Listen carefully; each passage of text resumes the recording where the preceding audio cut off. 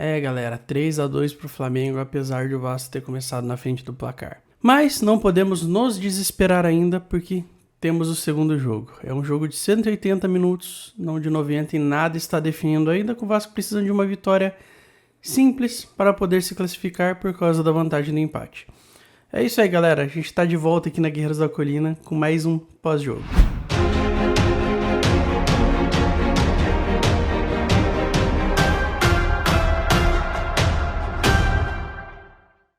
Primeiramente, tem que pedir desculpa para vocês. A gente não tem postado os últimos pós-jogos aqui, né? O pós-jogo dos últimos jogos. É por problemas de agenda mesmo, né? Acabamos não conseguindo fazer essas postagens, né? Mas vamos tentar agora ser um pouco mais recorrentes com esses pós-jogos nossos, né? Caso vocês queiram acompanhar, se inscrevam no canal, compartilhem, é muito importante, deixem seu like, comentem, né? Se vocês concordam com algum ponto que a gente cita aqui sobre os jogos, discordam, indiferente, comentem. Ajuda bastante o canal a crescer, tá bom, galera? É isso aí. O Vasco começou o jogo abrindo o placar aos 10 minutos, né? Bem cedo, com o Gabriel Peck, né? Numa falha do Rodrigo Caio, né? O Vasco se aproveitou da falha da zaga do Flamengo. Aliás, se a gente parar para analisar com calma, os 5 gols da partida foram falhas de zaga. Tanto os gols do Vasco quanto os gols do Flamengo. Mas enfim, eu quero falar mais sobre, obviamente, os gols do Flamengo, né? Porque o Vasco deu muito vacilo nesse jogo. É uma coisa boa, porque como eu já falei para alguns amigos, o Vasco antigamente, se jogasse mal contra o Flamengo, a gente não viria um placar só de um gol de diferença. Isso mostra que o Vasco tá realmente subiu bastante no patamar, a gente tá conseguindo competir até nos jogos que o time não vai bem. A gente começou errado ali, já com a escalação do Barbieri. O Vasco no primeiro jogo contra o Flamengo, que a gente ganhou de 1-0 na fase de grupos, o Vasco jogou muito bem, né? Poderia ter ganho de 2-0, desperdiçou o pênalti. O Barbieri, em vez de manter, né, o estilo de jogo, uma formação parecida com aquele jogo, não, ele quis mudar e colocou o Galarza de titular. Já é errado essa mudança, sendo que o time estava vindo bem, né? Ganhou do Flamengo, ganhou do Botafogo, né? Ganhou vários jogos depois, mesmo jogando mal na última partida também ganhou. A última partida a gente até entende, né, o time ter jogado mal, que teve muita mudança, o Barbieri resolveu poupar vários jogadores. Só que o problema é que o Galarza não é opção.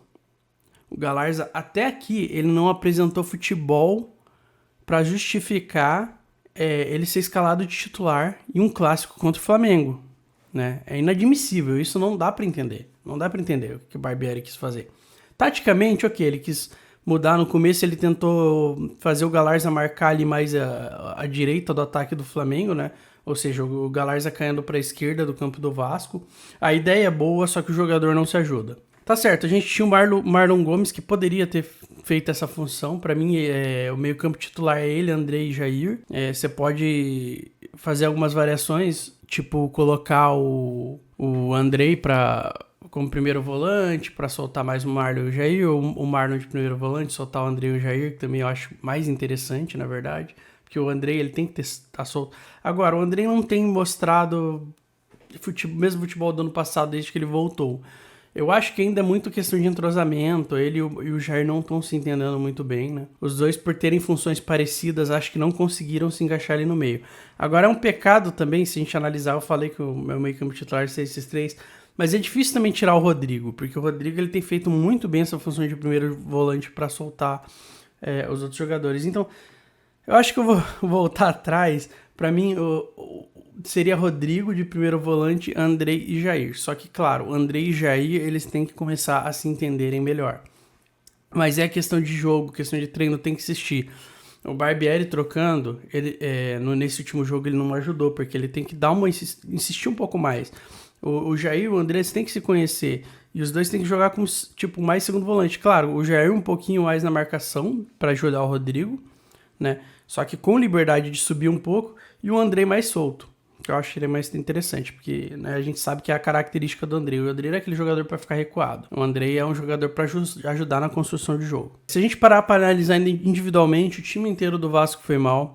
Outro erro tático do Barbieri foi não aproveitar os laterais que a gente tem. O Puma e o Piton subiram muito pouco e eles vinham jogando muito bem ofensivamente, a gente sabe disso. Né? Isso não foi aproveitado nesse jogo contra o Flamengo, tinha sido aproveitado no outro. Mais um erro, provavelmente tático, né? Que eu acredito que eles não foi por vontade dos jogadores não subir. Provavelmente tem dedo do Barbieri nisso. Eu acho que é outra falha. Agora, individualmente, o Léo e o Capasso foram bem. Eu acho que eles foram muito bem no jogo. O Capasso teve aquele erro bizarro, infantil demais. Mas foi aquele erro, tipo, né, que não dá pra gente crucificar. Por mais que o jogador seja bom, seja craque, não tô falando que o Capasso é, porque ainda é cedo, mas só pra fazer uma comparação, falhas acontecem. Infelizmente, aconteceu com ele jogando no Vasco, aconteceu contra o Flamengo num clássico que não pode acontecer, mas acontece. Não dá pra gente crucificar o jogador por essa falha, porque no resto do jogo ele foi bem, foi muito seguro, conseguiu cortar muita bola aérea. Teve um lance do jogador do Flamengo, vocês me desculpem, não vou lembrar o nome do jogador, que ele saiu driblando todo mundo, o Capasso conseguiu fazer o corte, né? Foi o jogador que deu a segurança ali atrás.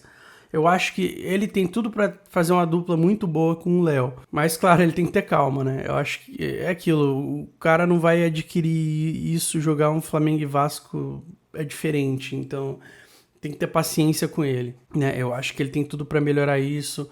É bom que deu pra ver que, por mais que, óbvio, o jogador se abale, ele não deixou isso derrubar o resto da partida dele, né? Ele conseguiu ser seguro no resto da partida depois dessa falha, isso é importante. Tem uma coisa que temos que falar aqui, o Léo Jardim. Faz tempo eu converso com os amigos, né, que o Léo Jardim ele tem muitos problemas, né, ele demora para pular em alguns momentos, ele espalma muita bola errado. No último jogo contra o Flamengo a gente deu sorte que as bolas que ele espalmou ou foram pro lado, ou não sobraram, que ele espalmou de jeito certo, mas muita gente fala, ele salvou o Vasco contra o Flamengo no último jogo, que ele fez várias defesas difíceis.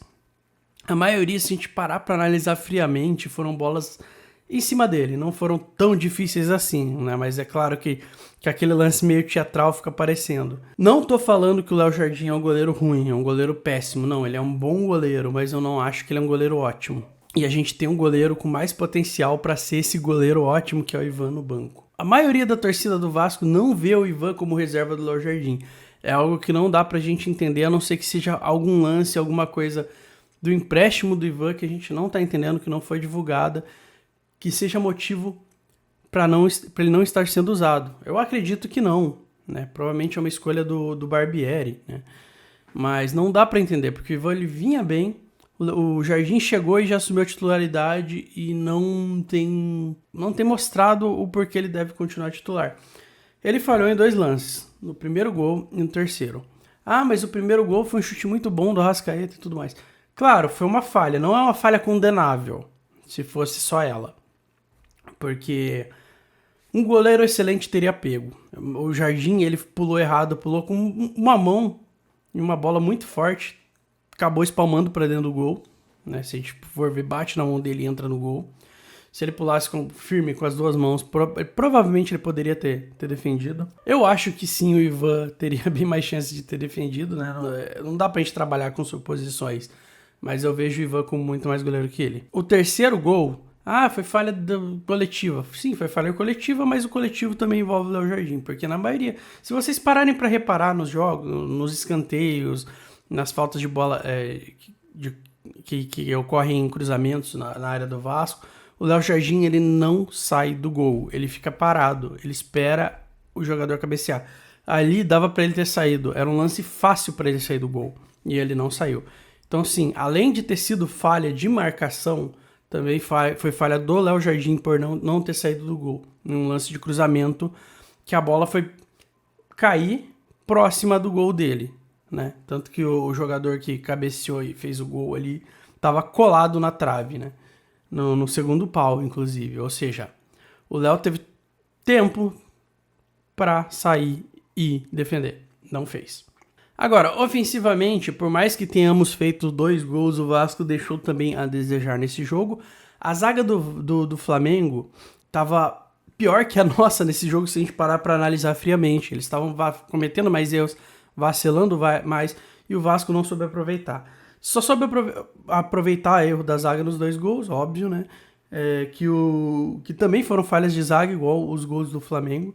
Que no primeiro o Rodrigo Caio cortou no pé do Peck, o Peck fez o gol. E no segundo, né, o Pedro Raul, todo desengolçado, conseguiu correr com 2 jogadores do Flamengo e cruzar na cabeça do Alex Teixeira. E em uma zaga boa, provavelmente ele não teria conseguido construir esse lance de gol, porque a gente sabe que, né, por mais que ele ajude um pouco na construção, ele teve 2 chances também de correr com a bola e criar alguma jogada e não conseguiu, porque não é característica dele. Claro, o Pedro Raul, ele é um jogador que, se ele tiver mais paciência, se ele tiver mais calma, se ele tomar mais decisões mais rápidas, ele consegue se destacar melhor. Mas os números dele estão bons. Estão bons, mas ele ainda tem desperdiçado muita chance. Os números poderiam estar melhores com a quantidade de jogada que o Vasco queria para ele. E não é desse jogo. Claro, não podemos crucificar o jogador ainda, mas claro, a gente tem que cobrar um pouco. Melhora, né? Um capricho maior na frente do gol.